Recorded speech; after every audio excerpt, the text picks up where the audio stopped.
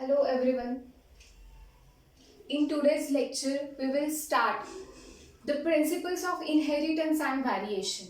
Principles of inheritance and variation, actually this is the lesson from the unit genetics and evolution, which is very important unit for the class 12th and the NEET examination.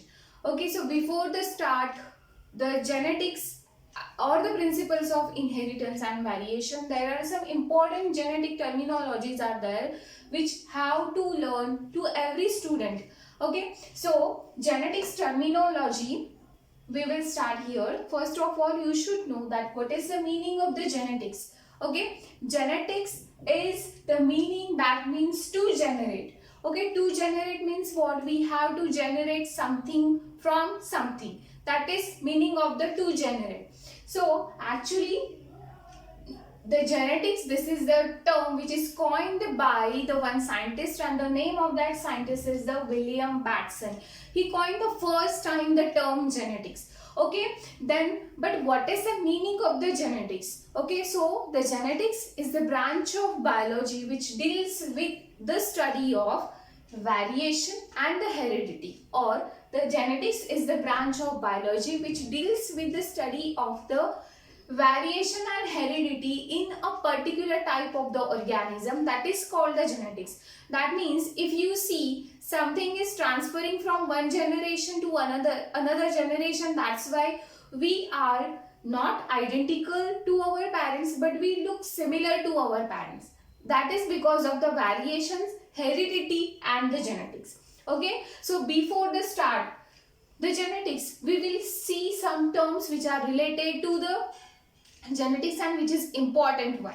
Okay, so the first term is the trait. Actually the Mendel did a very important work and he did the rediscovery of the genetics in his life. Okay, he find out the monohybrid cross, dihybrid cross, and he studied the garden pea plant. Okay, the experiments was done on the garden pea plant. There are so many different reasons that why he selected the garden pea plants. Okay, but in today's lecture we will see what are the terms which are required to study the genetics and the evolution. Okay, so first one is the trait.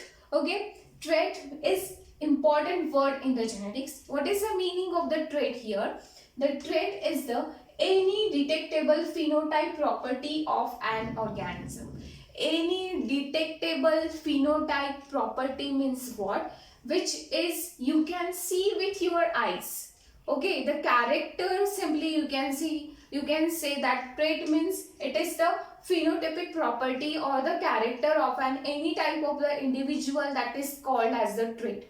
Okay, next to the trait there is the cross. Now if you see in the genetics, there is the so many times the word came like the monohybrid cross, test cross, okay, incomplete dominance cross, complete dominance cross, crow dominance cross, multiple allele cross, dihybrid cross. But what is that cross? Okay, so cross is what? The cross is the matching between the two organisms. Okay, you know that in the sexual type of the reproduction, there is a require of the two gametes. One is the male and the one is the female. But here, what is the meaning of that cross? The cross is the matching between the two type of the individual. After that, which is lead to the fusion of the gametes. Okay, so that is called as the cross. Next to the cross, there is again one more important term is come, that is the gene.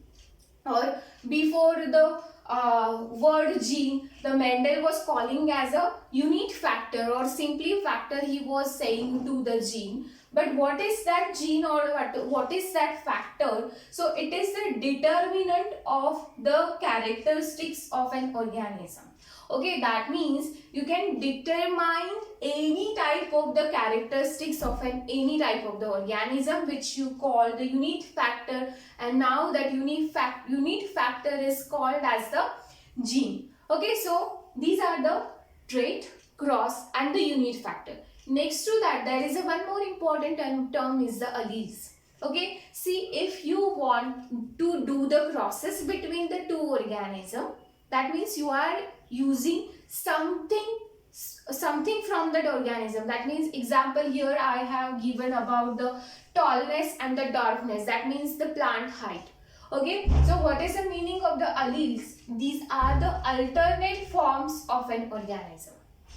Okay, these are called the alleles. So here T, which is called the tallness of the plant, or the small t, the dwarfness of the plants. Okay, so allele means what? These are the alternative forms of the gene. Okay, so that is called the alleles. Next to that, there is the homozygote and the heterozygote. In the monohybrid cross, if you cross the two between the two organisms, okay, if you are using the capital T and the small t, if you see in the first generation or the first filial generation, the heterozygote type of the offsprings you get. Okay, but what is that homozygote and what is that heterozygote?